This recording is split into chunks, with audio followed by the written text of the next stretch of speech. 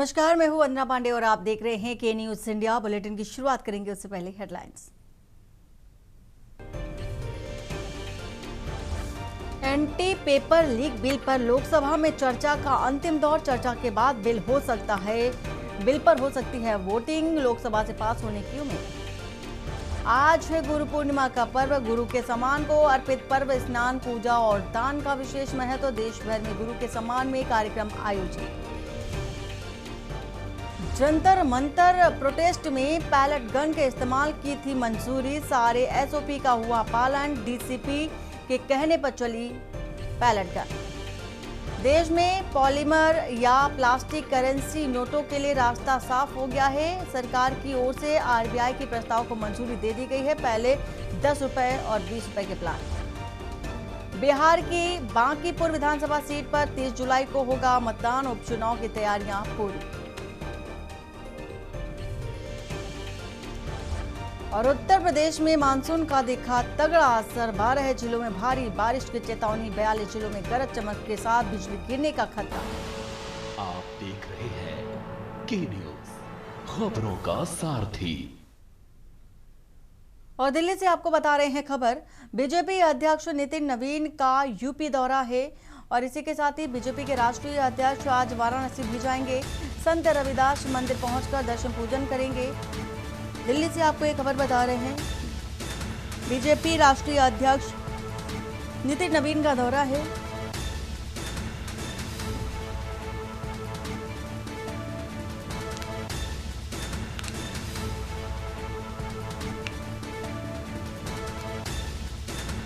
तो गुरु रविदास की 650वीं कार्यक्रम में शामिल होंगे। बीजेपी के संकल्प अभियान की शुरुआत होगी और दिल्ली से आएंगे उत्तर प्रदेश और ये दौरा बेहद अहम बताया जा रहा है।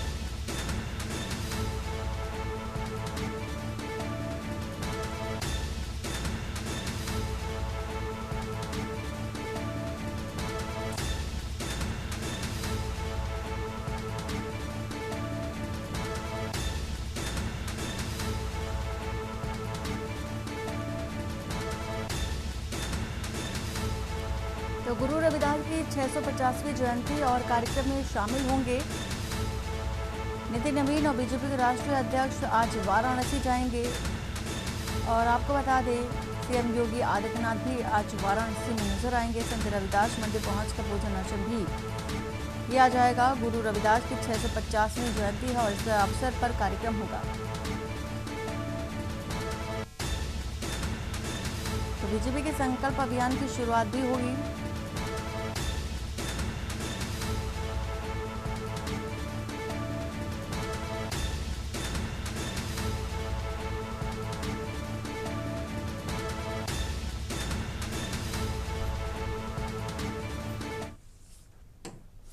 और बांकीपुर में उपचुनाव का मतदान कल होना है। 30 जुलाई को डाले जाएंगे वोट। तैयारियां पूरी हो चुकी हैं। भाजपा अध्यक्ष ने खाली की थी विधानसभा सीट और 5 बार बांकीपुर से विधायक रहे हैं नितिन नवीन।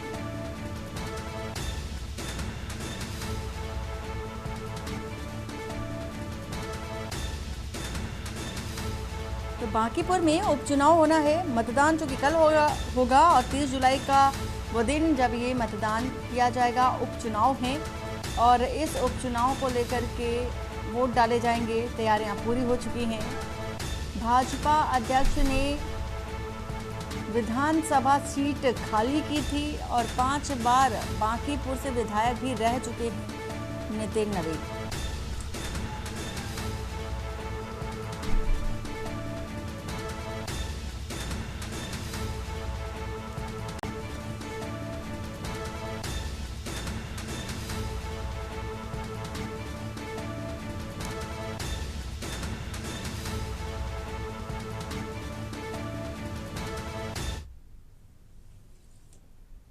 दिल्ली से खबर बता देते हैं। 20 जुलाई को संसद मार्च हिंसा मामले में एक्शन देखा जा रहा है। 989 हिस्ट्री शीटरों पर एक्शन की तैयारी में पुलिस है। दिल्ली पुलिस ने गिरफ्तारी को लेकर के 20 टीमें गठित की। सीसीटीवी एफआरएस से अपराधियों की पहचान की गई है। तो ये बड़ी जानकारी और ये बड़ा एक्शन आंदोलन के बाद जो देखा गया 20 जुलाई को जो छात्र आंदोलन चला था, उस आंदोलन में जिस तरह से अराजकता फैली थी, उस हिंसा मामले में ये बड़ी कार्रवाई। 989 हिस्ट्री शीटों पर एक्शन की तैयारी में पुलिस है। तो पुलिस ने गिरफ्तारी को लेकर 20 टीमें भी गठित कर ली हैं। सीसीटीवी एफआरएस से हुई अपराधियों की पहचान।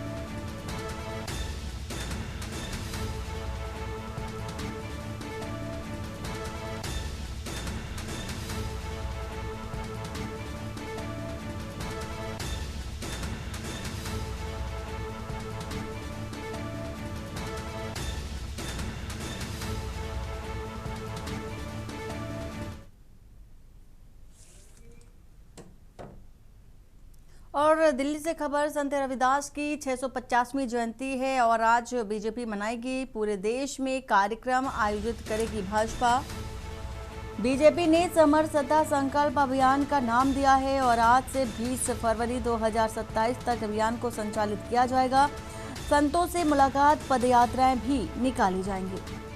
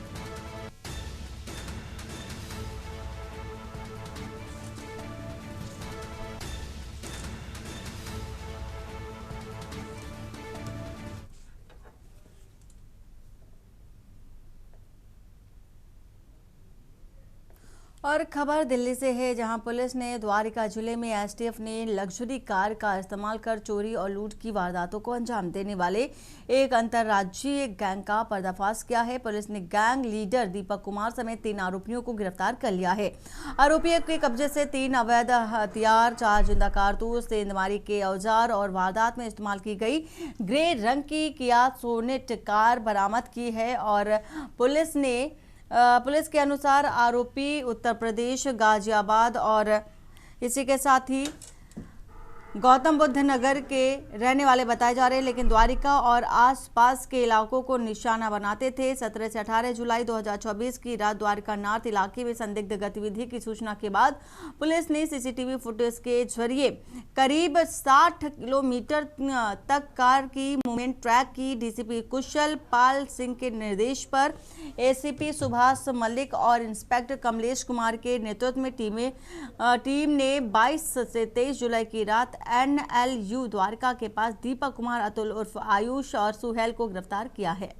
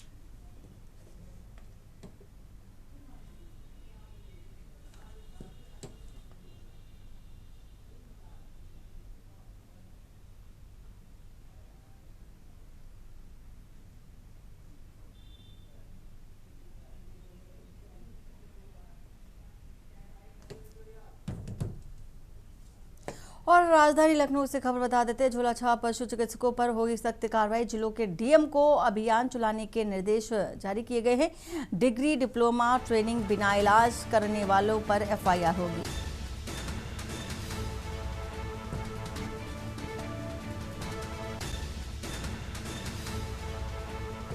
तो खबर आपको बता रहे हैं, एडीएम और मुख्य पशु चिकित्सा अधिकारी की टीमें जांच करेंगी।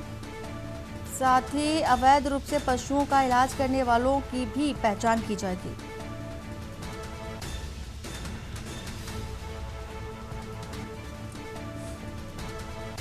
तो डिग्री, डिप्लोमा, ट्रेनिंग बिना इलाज करने वालों पर एफआईआर होगी। एडीएम और मुख्य सचिव पशु चिकित्सा अधिकारी की संयुक्त टीमें जांच करेंगी। अवैध रूप से पशुओं का इलाज करने वालों की पहचान की जाएगी। पशुपालन विभाग सभी जिलों में विशेष अभियान चलाएगा और झोलाछाप इलाज से संक्रमण और आर्थिक नुकसान का खतरा, दवाओं के गलत इस्तेमाल पर भी कड़ी निगरानी की जाएगी और कड़ी कानूनी कार्रवाई भी की जाएगी।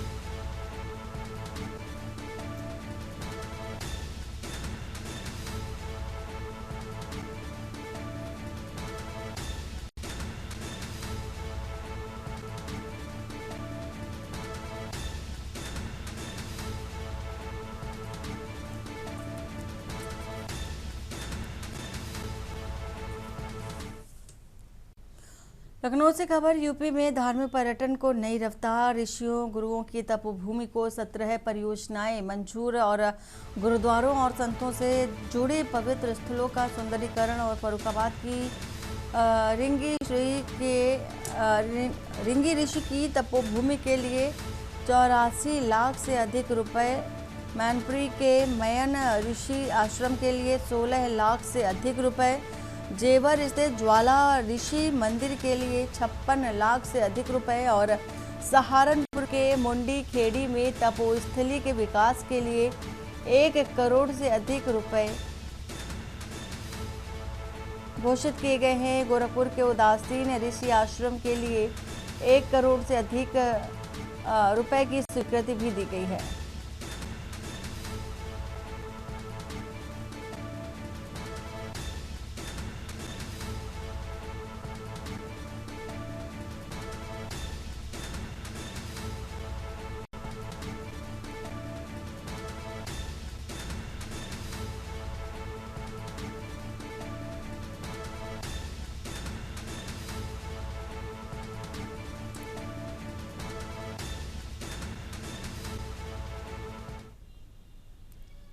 और कानपुर से बता देते हैं आपको खबर, संजय वन के पास सड़क हादसा हुआ है। कानपुर से आपको बता रहे हैं खबर, जहां पर संजय वन के पास सड़क हादसा, कार अनियंत्रित होकर स्टील की ग्रिल से टकराई। किदवई नगर थाना क्षेत्र की घटना, कार संजय वन के बाहर लगी ग्रिल से टकराई है।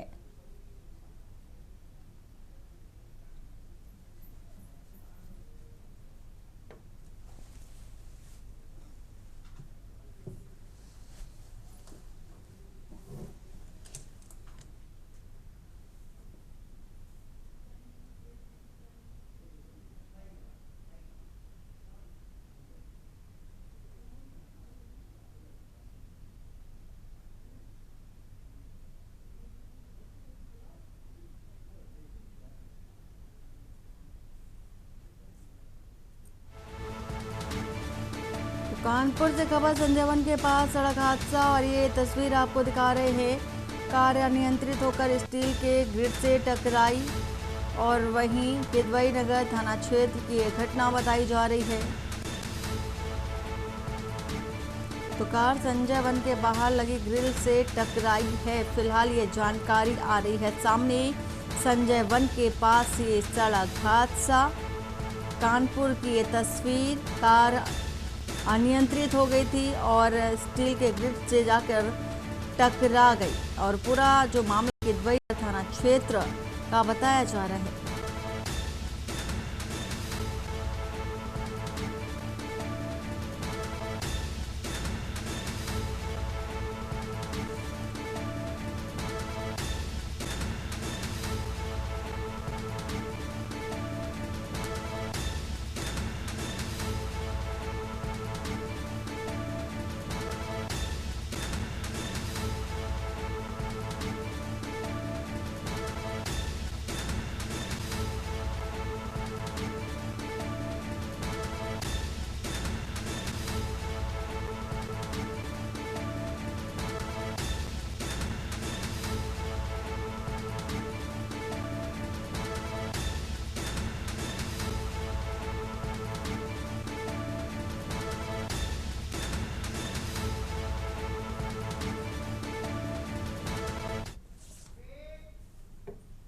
और वक्त हो चला है एक छोटे से ब्रेक का। ब्रेक के बाद जल्द हाजिर होते हैं।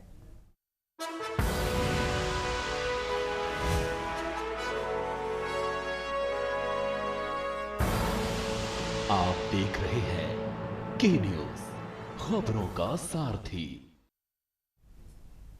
ब्रेक के बाद आपका स्वागत है।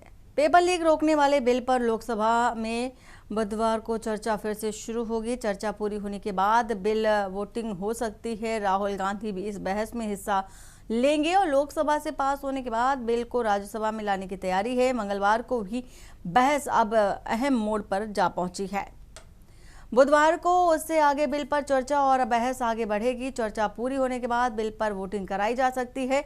उम्मीद है कि आज इस बहस में नेता प्रतिपक्ष राहुल गांधी भी हिस्सा लेंगे और सरकार इस बिल को परीक्षा व्यवस्था में सुधार और पेपर लीक जैसी घटनाओं पर लगाम लगाने की दिशा में बड़ा कदम भी बता रही है। वहीं विपक्ष इस मुद्दे पर सरकार से जवाबदेही तय करने की मांग कर रहा है। ऐसे में बुधवार को होने वाली चर्चा के दौरान सदन में एक बार फिर से सरकार और विपक्ष के बीच तीखी बहस देखने को मिल सकती है। लोकसभा में बिल पास होने के बाद राज्यसभा में मंजूरी के लिए भी भेजा जाएगा।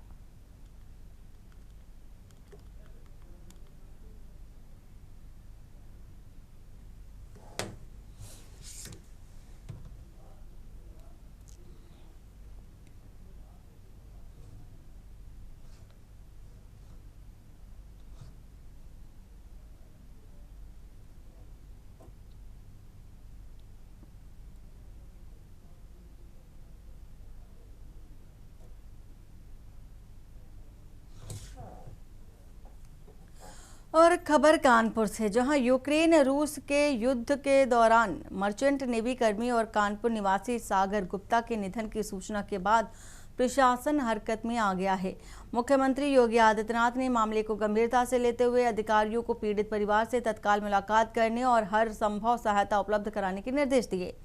मुख्यमंत्री के आदेश के बाद पुलिस और प्रशासनिक अधिकारियों ने सागर गुप्ता के परिजनों से मुलाकात की, उन्हें ढांढस बंधाया और भरोसा दिलाया कि राज्य सरकार इस कठिन समय में उनके साथ पूरी तरह से मजबूती के साथ खड़ी है। और प्रशासन के अनुसार घटना की जानकारी मिलने के बाद पूरे मामले का क्रॉस वेरिफिकेशन भी कराया जा रहा है। शिपिंग कंपनी और परिजनों से प्राप्त जानकारी के मुताबिक हादसा 18 जुलाई को हुआ था। वहीं सागर गुप्ता के पार्थिव शरीर को जल्द भारत लाने की तैयारी में है।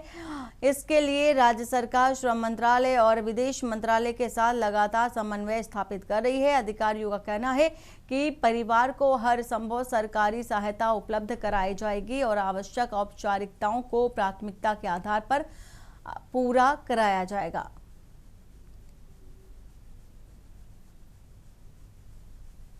हमारे जो निवासी हैं सागर गुप्ता जी, उनके विषय में कुछ दुखद सूचनाएं मिली हैं, जिसको हम लोग क्रॉस वेरीफाई भी करा रहे हैं। परिवार जिन्होंने भी कुछ सूचनाएं उपलब्ध कराई हैं, जो शिपिंग कंपनी थी उसका विवरण भी मिला है। जो घटना 18 जुलाई की बताई जा रही है, इसके क्रम में माननीय मुख्यमंत्री जी के भी संज्ञान में आए। उन्होंने भी निर्देशित किया है कि हम लोग परिवारजनों से मिले भी, उन्हें ढांढस भी बनाए।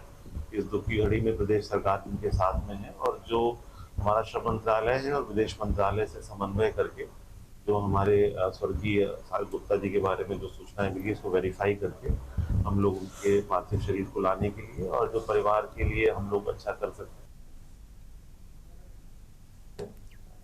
पेपर लीक रोकने वाले बिल पर लोकसभा में बुधवार को चर्चा फिर से होगी। चर्चा पूरी तरह होने के बाद बिल पर वोटिंग हो सकती है। राहुल गांधी भी इस बहस में हिस्सा लेंगे।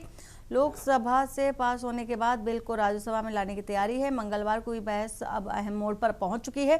बुधवार को उससे आगे बिल पर चर्चा और बहस बढ़ेगी।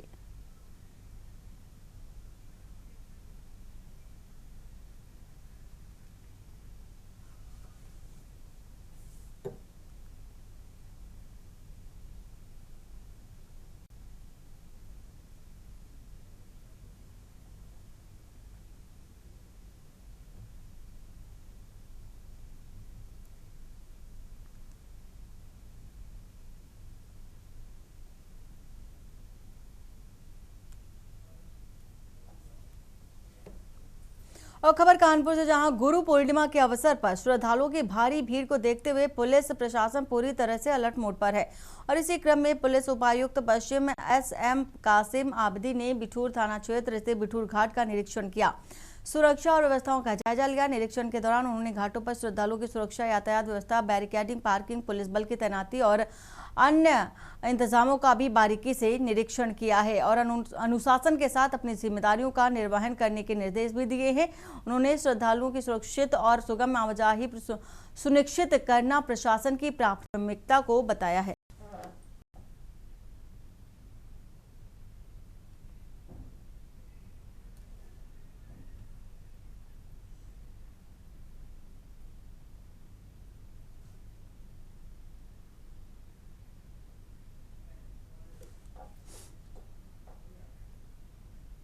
खबर कानपुर से, जहां जाजमऊ थाना क्षेत्र के जेके चौराहे पर सड़क किनारे करीब 3 मीटर लंबा अजगर दिखाई दिया और इलाके में हड़कंप मच गया। अजगर को सड़क पर रेंगते देख राहगीरों और स्थानीय लोगों में दहशत फैल गई। कुछ देर के लिए यातायात भी प्रभावित रहा और मौके पर लोगों की भारी भीड़ भी जमा हो गई। स्थानीय निवासियों ने तुरंत इसकी सूचना जाजमऊ पुलिस को दी। सूचना मिलते ही पुलिस टीम मौके पर पहुंची और पहले लोगों को सुरक्षित दूरी पर हटाकर भीड़ को नियंत्रित किया। इसके बाद पुलिस ने राहगीरों की मदद से सावधानी पूर्वक अजगर का रेस्क्यू किया और उसे सुरक्षित तरीके से बोरी में बंद कर लिया। और रेस्क्यू के दौरान पुलिस ने पूरी सतर्कता बरती ताकि किसी व्यक्ति या अजगर को कोई नुकसान ना पहुंच सके।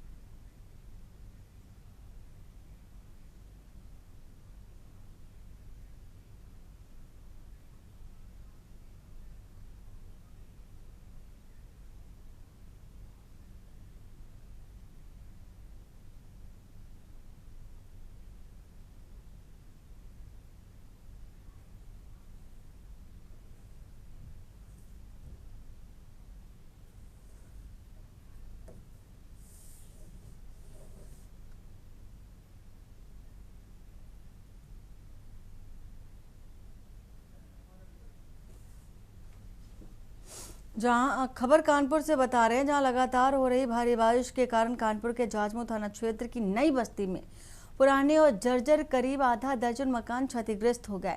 मकानों के क्षतिग्रस्त होने से उनमें रह रहे लगभग 15 लोग अंदर फंस गए, जिससे इलाके में अफरा तफरी मच गई। घटना की सूचना मिलते ही जाजमऊ पुलिस और फायर ब्रिगेड की टीमें तत्काल पहुंची, संयुक्त रूप से राहत और बचाव अभियान शुरू किया। टीमों ने कड़ी मशक्कत के बाद सभी 15 लोगों को सुरक्षित बाहर निकाल लिया है और बचाए गए लोगों में महिलाएं, पुरुष और बच्चे भी शामिल हैं। राहत की बात रही कि इस हादसे में किसी प्रकार की जनहानि नहीं हुई है।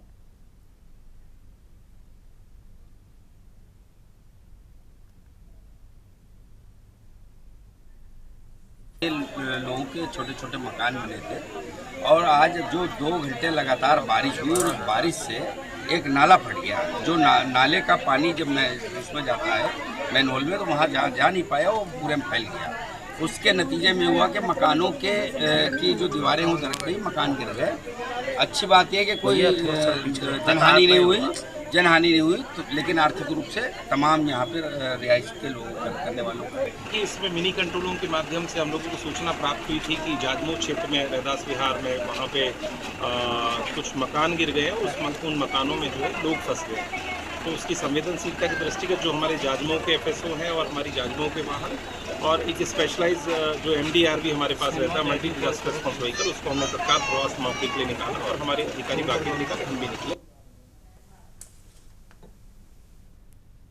हजारीबाग से खबर, जहां शहर की बदहाल सड़कों और जगह जगह बने गहरे गड्ढों के विरोध में सामाजिक कार्यकर्ता और शांति समिति के सदस्य फहीमुद्दीन अहमद उर्फ संजर मलिक सड़क पर उतर गए और उन्होंने शहर के विभिन्न स्थानों पर गड्ढों के बीच तिरंगा और तख्ती लेकर सांकेतिक धरना दिया और प्रशासन का ध्यान खराब सड़क व्यवस्था की ओर आकर्षित करने का प्रयास किया। संजर मलिक का कहना है कि शहर की जर्जर सड़कों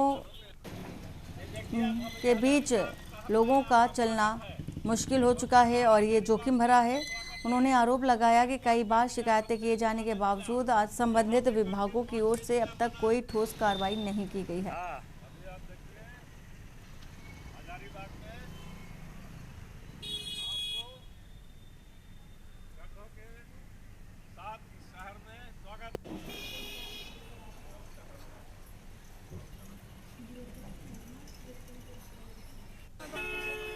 गिर जाइए आ गिर गया बेचारा गिर गया आ गिर गया अरे बाप रे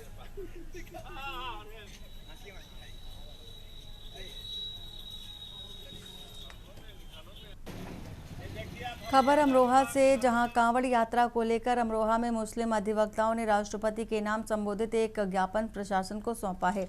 हाजी नासिर फारूक एडवोकेट के नेतृत्व में अधिवक्ताओं ने कांवड़ यात्रा के दौरान विभिन्न व्यवस्थाओं को लेकर अपनी मांगे रखी हैं और ज्ञापन में मांग की गई है कि जिन मार्गों से कांवड़ यात्रा गुजरती है वहां यात्रा अवधि के दौरान शराब की दुकानें बंद रखी जाएं ताकि श्रद्धालुओं को किसी प्रकार की असुविधा ना हो। साथ ही अधिवक्ताओं ने कहा कि डीजे और लाउड स्पीकर की आवाज़ सुप्रीम कोर्ट की गाइडलाइन के अनुरूप निर्धारित सीमा में रखी जाए। उन्होंने ये भी मांग की कि केवल उन्हीं स्थानों पर मीट की दुकानें बंद कराई जाएं जहां से कांवड़ यात्रा का मार्ग गुजरता है, जबकि अन्य क्षेत्रों में सामान्य व्यवस्था बनी रहे।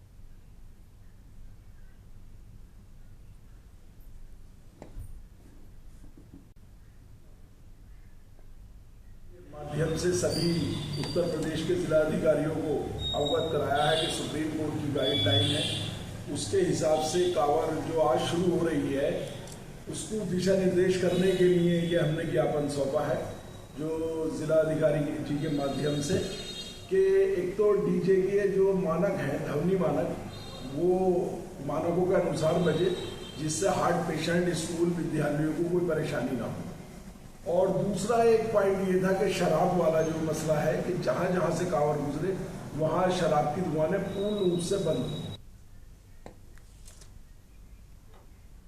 और खबर फिरोजाबाद से, जहां नाबालिग से दुष्कर्म के मामले में फरार चल रहे आरोपी को पुलिस ने मुठभेड़ के दौरान गिरफ्तार कर लिया है। पुलिस की जवाबी कार्रवाई में आरोपी वीरेश उर्फ वीरा के पैर में गोली लगी, जिसके बाद उसे पुलिस अभिरक्षा में जिला अस्पताल में भर्ती कराया। पुलिस के मुताबिक 27 जुलाई को थाना नार की क्षेत्र के गांव नयाबास निवासी एक व्यक्ति ने तहरीर देकर अपनी नाबालिग पुत्री के साथ पड़ोसी वीरेश उर्फ वीरा पर दुष्कर्म का आरोप लगाया था।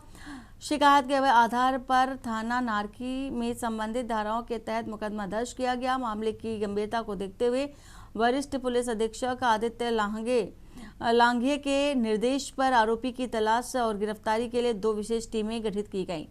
पुलिस को सूचना मिली कि आरोपी बेंदी की पुलिया के पास भागने की फिराक में है। पुलिस ने घेराबंदी की। आरोप है कि आरोपी ने पुलिस टीम पर फायरिंग की और इसके बाद पुलिस ने आत्मरक्षा में जवाबी कार्रवाई की, जिसमें से आरोपी के पैर में गोली लगी।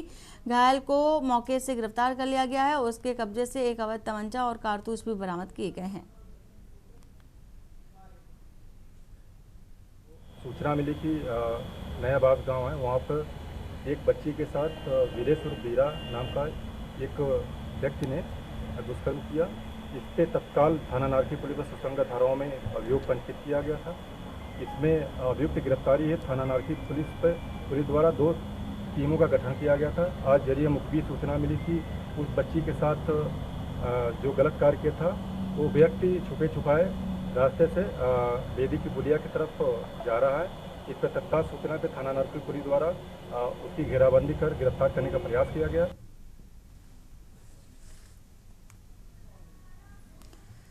खबर बलिया से, जहां जन शिकायतों के समयबद्ध और गुणवत्तापूर्वक निस्तारण को लेकर बलिया के जिलाधिकारी मंगला प्रसाद सिंह ने सख्त रुख अपनाया।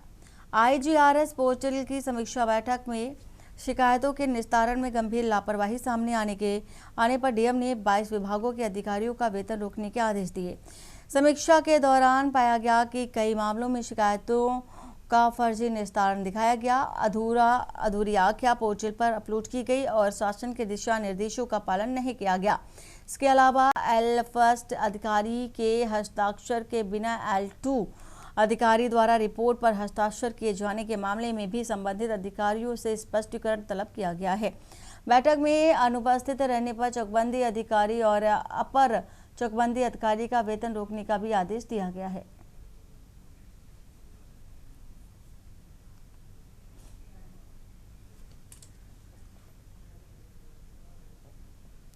खबर सुल्तानपुर से, जहां अखंड नगर थाना क्षेत्र में देर रात पुलिस और कथित गौकसी के बीच मुठभेड़ हुई और पुलिस के अनुसार नियमित वाहन चेकिंग के दौरान संदिग्ध लोगों को रोकने का प्रयास किया गया, लेकिन आरोप है कि उन्होंने पुलिस टीम पर फायरिंग शुरू कर दी। इसके बाद पुलिस ने आत्मरक्षा में जवाबी कार्रवाई की, जिसमें एक आरोपी के पैर में गोली लग गई। घायल आरोपी को गिरफ्तार कर लिया गया है, इलाज के लिए अस्पताल भेजा गया। वहीं एक अन्य आरोपी को भी मौके से गिरफ्तार किया, जबकि 3 अन्य अंधेरे का फायदा उठाकर भाग गए। पुलिस उनकी तलाश में आसपास के क्षेत्रों में सर्च अभियान चला रही है।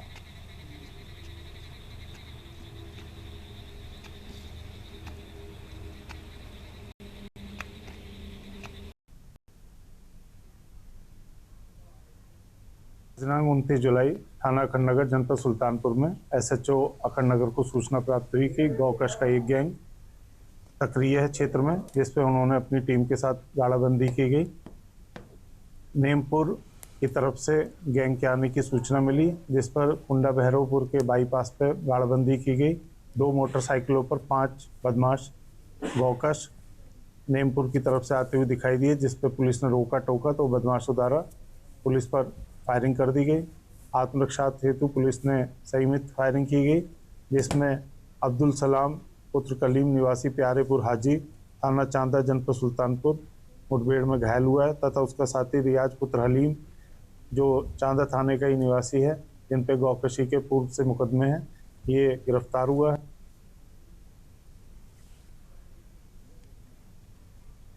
राजधानी लखनऊ से है खबर, आपको बता देते हैं। राजधानी लखनऊ से खबर, बेसिक शिक्षा मंत्री संदीप सिंह ने निशाना साधा है। सपा अध्यक्ष अखिलेश यादव के बयान पर निशाना साधा है।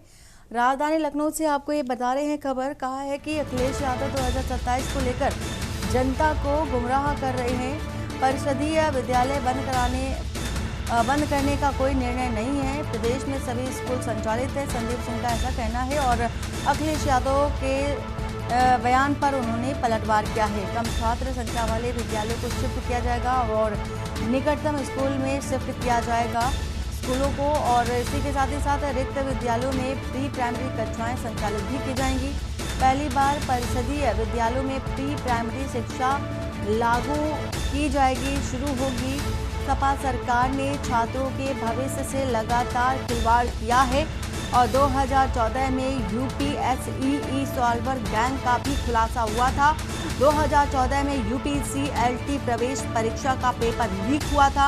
2015 में UPPSC पेपर लीक का मामला भी सपा सरकार में आया था। सपा सरकार में शिक्षा बजट महज 28,000 करोड़ था। योगी सरकार में शिक्षा बजट 1 लाख करोड़ से अधिक का बजट है।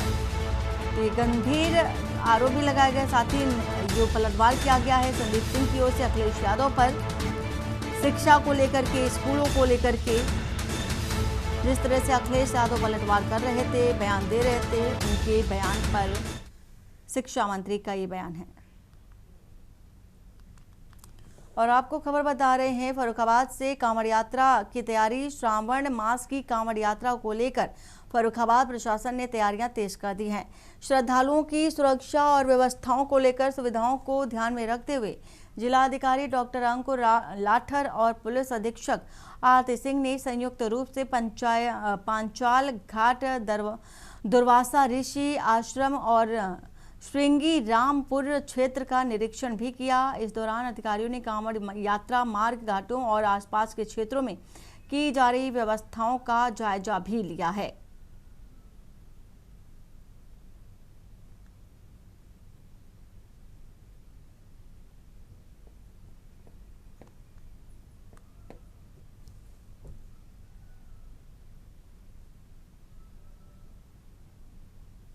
श्रृंगी रामपुर घाट पर यहाँ पर निरीक्षण किया गया था और कावड़ से संबंधित जितनी भी व्यवस्था है उनका निरीक्षण किया गया है। और यहाँ पर देखा गया है कि जो लोग जाएंगे पैदल उनके लिए मोटरेबल हो, तो उसी के लिए सब व्यवस्थाओं के लिए प्रशासन को निर्देशित किया। सड़क मैम गड्ढे बहुत ज़्यादा हैं, ऐसे में क्या कुछ इंतजाम उसके लिए किए जाएंगे? उसके लिए पूरा PWD को निर्देशित किया गया है, जितने भी गड्ढे हैं उनको भर के पूरा गिट्टी से और मिट्टी से उसको सही किया जाए। यहाँ से लेकर गंगा घाट तक जाने के लिए क्या कोई खड़ंजा या फिर और कुछ बिछाया जाएगा या फिर कुछ और किया जाएगा? यहाँ से लेकर जो घाट तक है वो पानी अभी दूर है, तो वो कच्चा रास्ता है, उसी को सही करने के लिए निर्देशित किया।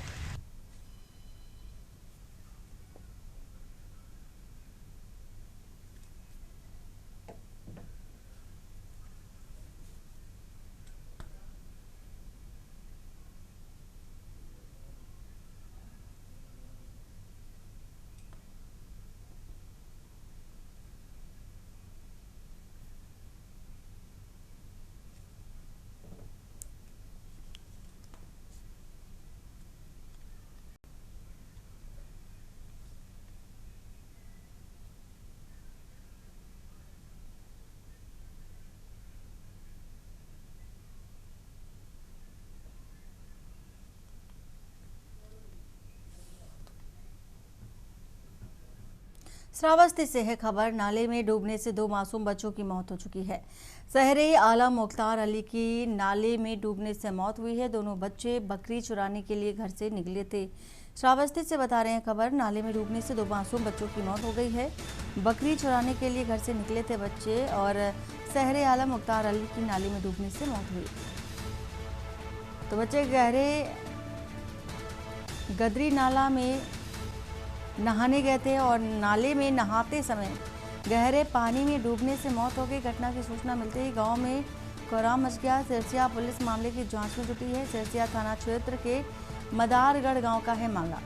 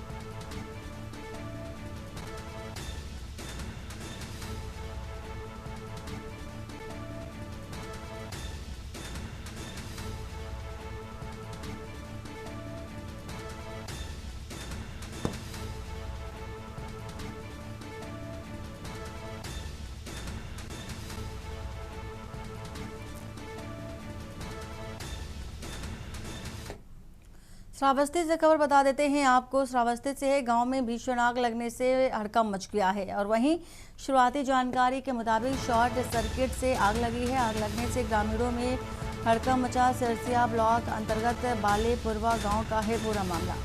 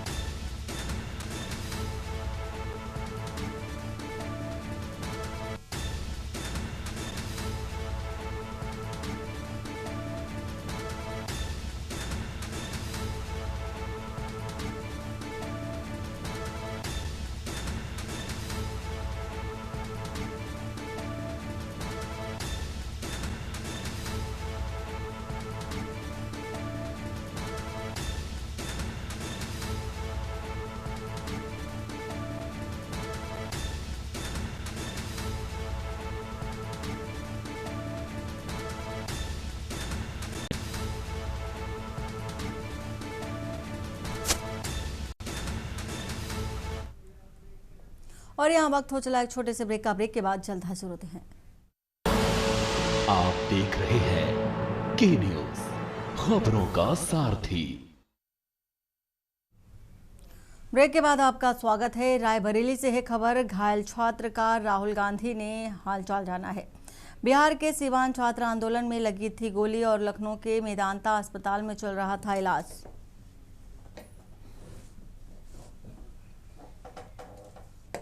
तो लखनऊ के मेदांता अस्पताल में इलाज चल रहा था। राहुल गांधी ने हालचाल जाना है। घायल छात्र रायबरेली का निवासी बताया जा रहा है।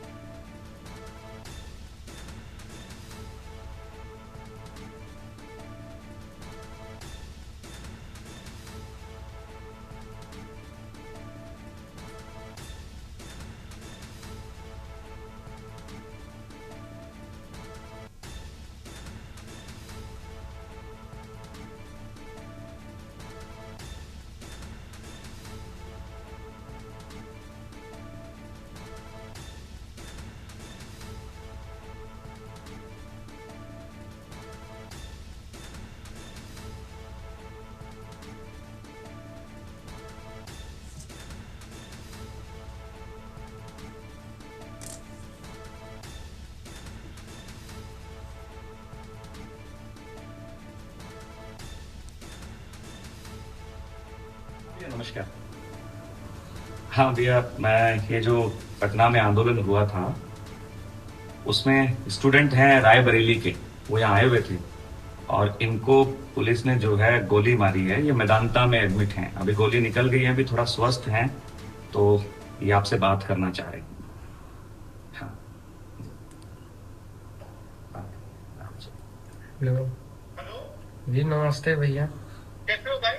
ठीक है। कहाँ तक तुम्हें गोली? कंधे पे लगी है, लेफ्ट साइड में। सीरियस तो नहीं है ना? ठीक हो? हाँ ठीक है, वो हाथ नहीं काम कर रहा है। अच्छा, डॉक्टर क्या कह रहे हैं? कह रहे हैं कि अभी 1 महीने आराम कीजिए, उसके बाद फिर से आके चेकअप होगा, हाथ में क्या हुआ है कैसे। ठीक हो जाएगा? डॉक्टर कह रहे हैं कि ठीक हो जाएगा? हाँ वो तो बोले हैं ठीक हो जाएगा। ठीक है, घबराए तो नहीं ना दादा? नहीं घबराए नहीं है, कोई दिक्कत नहीं। ठीक है। हाँ भैया नमस्कार। हाँ भैया, मैं ये जो पटना में आंदोलन हुआ था उसमें स्टूडेंट हैं रायबरेली के, वो यहाँ आए हुए थे और इनको पुलिस ने जो है गोली मारी है। ये मैदानता में।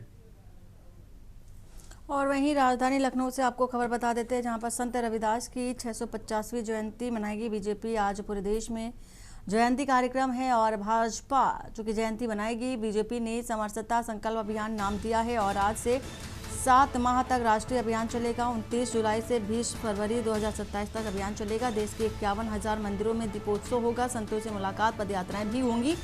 गुरु पूर्णिमा पर संत रविदास जन्मस्थली पहुंचेंगे सीएम और वाराणसी में भाजपा का समरसता संकल्प अभियान की शुरुआत होगी।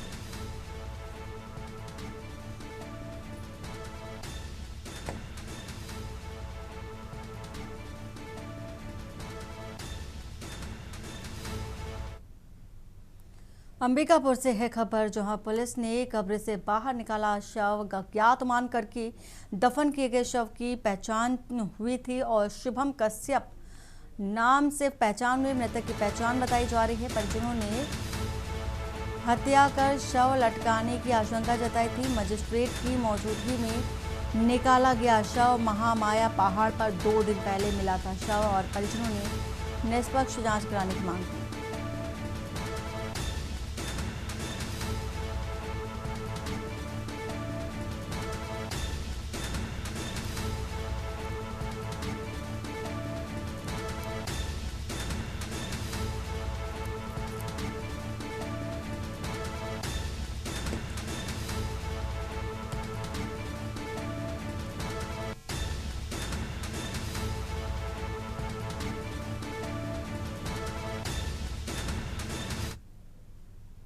थाना कोतवाली क्षेत्र के महामाया पहाड़ में एक मृतक की जो थी वो सड़ी अवस्था में जो है वो लाश मिली थी। उक्त संबंध में एफएसएल अधिकारी को जो है बुलाया गया था और पीएम की कार्रवाई जो है वहाँ पर की गई थी।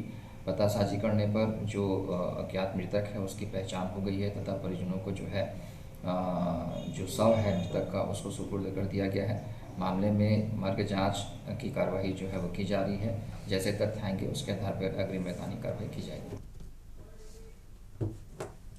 और खबर सरगुजा से, जहां फर्जी एसीबी अधिकारी बनकर जिला आबकारी अधिकारी से शराब और पैसे की मांग करने का मामला सामने आया।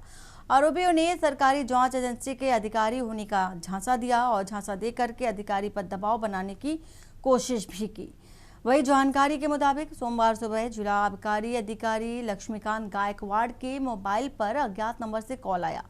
कॉल करने वालों ने खुद को एसीबी अधिकारी बताया और कहा कि निरीक्षण टीम अंबिकापुर पहुंच रही है और उनके ठहरने व भोजन की व्यवस्था करनी होगी। और इसी बहाने आरोपियों ने 6 बोतल विदेशी शराब और 1 लाख रुपए की मांग की।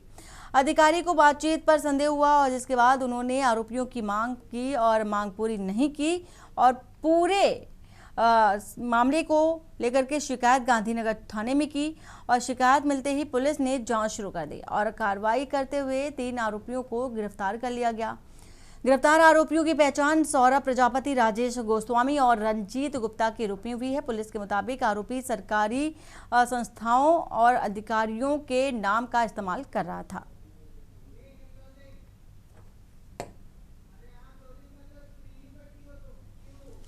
और बुलेटिन फिलहाल इतना ही। बाकी की खबरों के लिए बने रहिए आपके न्यूज़ इंडिया के साथ। नमस्कार।